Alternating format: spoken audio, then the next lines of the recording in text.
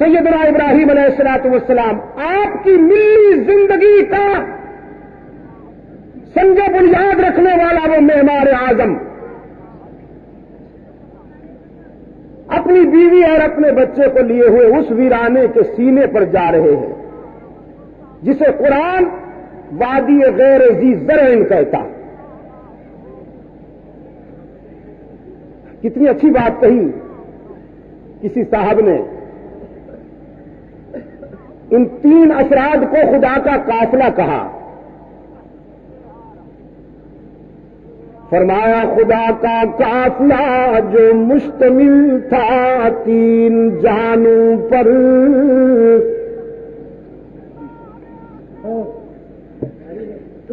خدا کا قافلہ جو مشتمل تھا تین جہانوں پر. معزز جس کو ہونا تھا زمینوں آسمانوں پر. چلا جاتا تھا اس تپتے ہوئے صحرا کے سینے پر جہاں دیتا ہے انسان موت کو ترجیح جینے پر. اس ویرانے کے سینے پر سیدنا ابراہیم علیہ السلام نے بنیاد بہار رکھی. بٹھا دیا اپنی عفت مآب بیوی اور عصمت مآب لخت جگر کو اور پھر دونوں سے رخ پھیر کر اپنے داتا کے حضور التجا کی. ربنا انی اسکنت من ذریتی بواد غیر ذی زرع عند بیتک المحرم ربنا ليقيموا الصلاة فاجعل أفئدة من الناس تهوي إليهم وارزقهم من الثمرات لعلهم يشكرون. اے ہمارے رب محض تیری رضا کے ذوق میں تیری خوشنودی کے حصول کے ذوق میں اپنی متاع قلب و جگر اس ویرانے میں چھوڑ رہا ہوں. میں انہیں اکیلا چھوڑ کر جا رہا ہوں لیکن تو انہیں اکیلا نہ رہنے دے. ان کی محبت اپنے بندوں کے دلوں میں بھر دے. اپنے بندوں کو ادھر متوجہ کر دے. میں جا رہا ہوں تیرے بندے آنا شروع ہو جائیں. اور اے میرے معبود میں کچھ نہیں لایا صرف متاع قلب و جگر لایا ہوں. وارزقہم من الثمرات روٹی کپڑا اور مکان بھی انہیں تو عطا کر. لیڈر ووٹ مانگنے کے لیے قوم کو روٹی کپڑا اور مکان کا جھانسا دیتا ہے اور خلیل تنہائی میں خلوت میں اپنی ذریت کے لیے اللہ سے روٹی کپڑا اور مکان مانگتا ہے. وارزقہم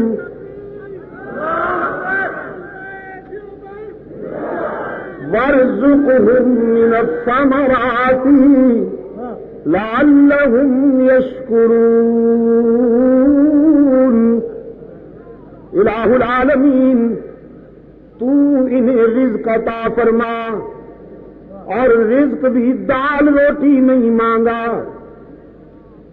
رزق بھی ثمرات مانگے، فروٹ مانگے، اے اللہ تازہ انگور کھلائی نے، تازہ سیب کھلائی نے۔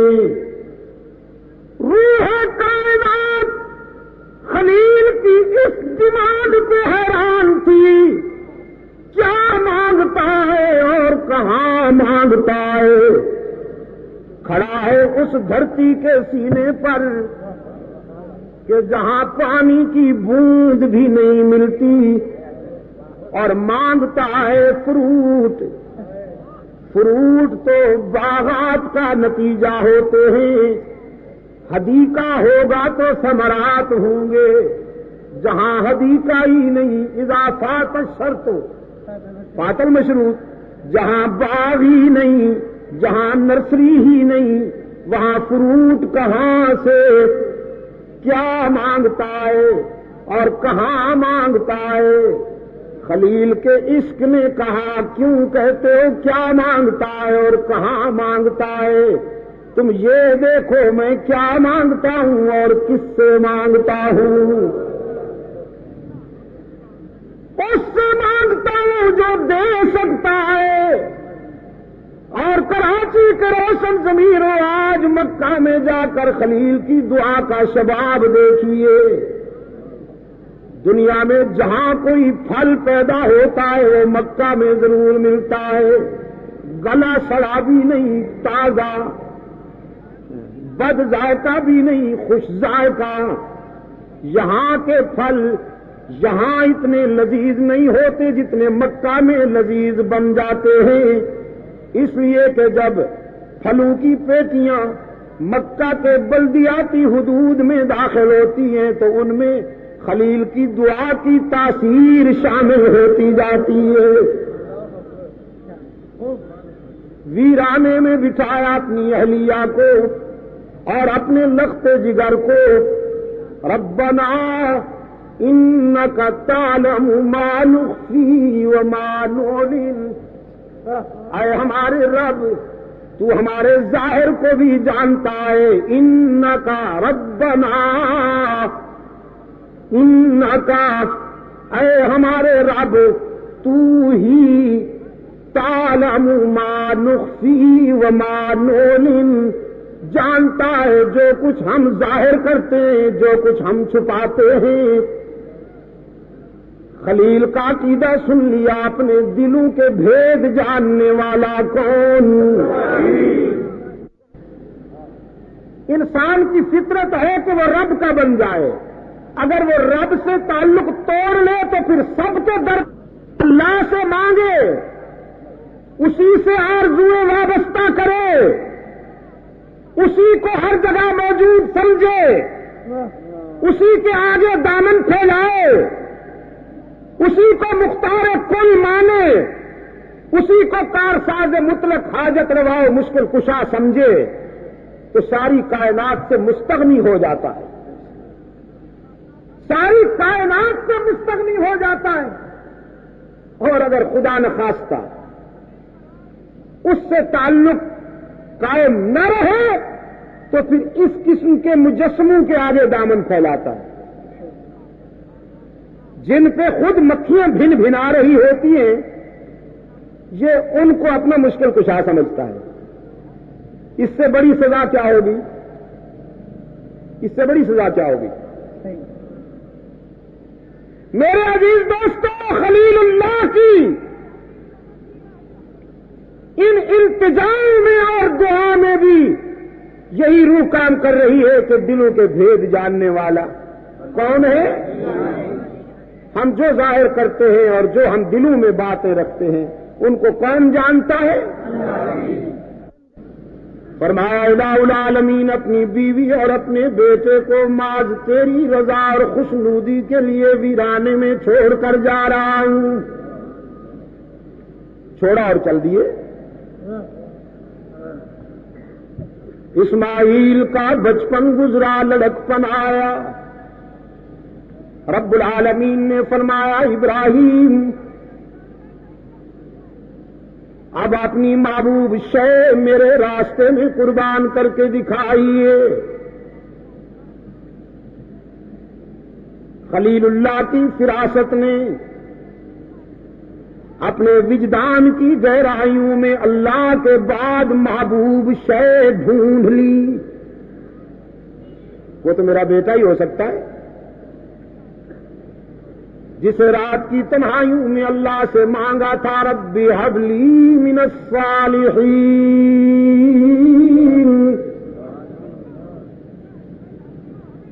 کراچی کے روشن ضمیروں، پیغمبر کی دعا کتنی جامع اور کتنی مکمل ہوتی ہے۔ صرف یہ نہیں کہا کہ بیٹا دے دے جیسے ہم اور آپ مانگتے ہیں،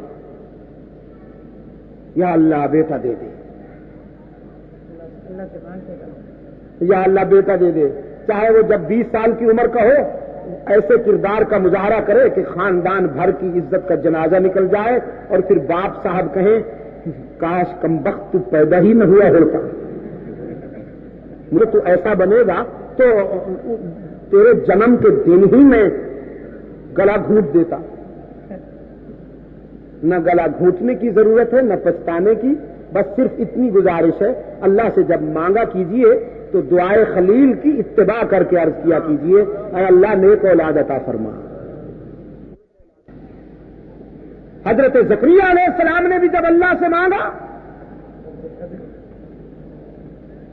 فرمایا رب ہب لی، ہنالک دعا زکریا ربہ قال ربی هب لي من لدنك ذرية طيبة۔ یہ خلیل نے بھی التجا کی رب هب لي من الصالحين۔ ضعیفی اور بڑھاپے کے زمانہ میں اللہ نے بیٹا عطا فرمایا، چاہتے ہیں خلیل، چاہتے ہیں۔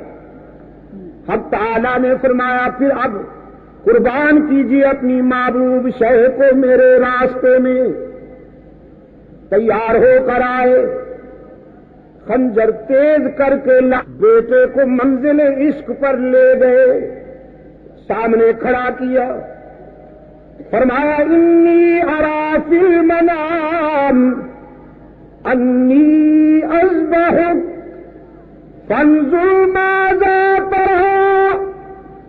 لخت جگر خواب دیکھ کر آئے ہوں کہ خنجر میرا ہے، گلا تیرا ہے اور منشا پروردگار کی ہے، تو اب بتائیے کہ آپ کا رد عمل کیا ہے؟ ذبیح اللہ نے بلا تاخیر عرض کر دیا یا ابت افعل ما تؤمر۔ ابا حضور جو حکم ملا ہے وہ کر کے دکھائیے، یہ پوچھنے کی باتیں نہیں ہے، کر گزرنے کی منزل ہے۔ فرمایا بیٹے میں تو تیار ہو کر آیا ہوں، لیکن تو جو ابھی کم سن ہے۔ فطرت مسکرائی، پیغمبر کم سن ہونے کے باوجود کوتاہ نظر نہیں ہوا کرتے، بالغ نظر ہوا کرتے ہیں۔ اسماعیل نے یقین دہانی کرا دی، ابا حضور آپ اللہ کے اذن اور اللہ کے امر کی اطاعت میں جو کرنا ہے کیجیے، ستجدنی انشاء اللہ من الصابرین۔ مجھے آپ انشاءاللہ صبر کرنے والوں میں سے ہی پائیں گے۔ قرآن پاک نے فرمایا فلما اسلما وتلہ للجبین، دونوں تیار ہو گئے۔ کون دونوں؟ دونوں پیغمبر تیار ہو گئے، ایک خنجر چلانے کے لیے، دوسرا گلا جھکانے کے لیے۔ اس جذبے کو قرآن نے اسلما کے الفاظ سے معنون کیا ہے۔ اسلما، اسلام اسلما، اسلام اور اسلما یہ گویا تسلیم کے دو رخ. اسلام نام ہی اسی کا ہے کہ امتثال امر الہی میں صبر و رضا کا پیکر بن جانا. دونوں تیار ہو گئے. خلیل بھی یہ نہیں کہتا الہ العالمین جسے رو رو کے مانگا اسے ذبح کر دوں، اور اسماعیل بھی نہیں کہتا کہ ابھی تو میری زندگی کی ابتدا ہے، ابھی تو میں نے کون سے دن گزار لیے ہیں زندگی کے، بچپن میں لڑکپن میں ہی ذبح ہو جاؤں. دونوں آمادہ ہو گئے. تسلیم و رضا کے معیار پہ دونوں پورے اترے. خلیل اللہ نے خنجر چلایا اور اسماعیل نے گلا جھکایا. بس ان دونوں کا کام یہاں تک تھا. وہ خنجر چلا دیں اور وہ گردن جھکا دیں. موت و حیات کا مالک تو وہی ہے. گلا کٹنے نہیں پایا. قرآن کہتا ہے وَفَدَيْنَاهُ بِذِبْحٍ عَظِيمٍ، ہم نے اسے ذبح عظیم سے بدل دیا. ایک جانور ذبح ہو گیا. اسماعیل سلامت رہے. خلیل نے دیکھا کہ بیٹا تو سلامت ہے، جانور ذبح ہو گیا. سوچنے لگے کہیں نشانہ خطا تو نہیں ہوا.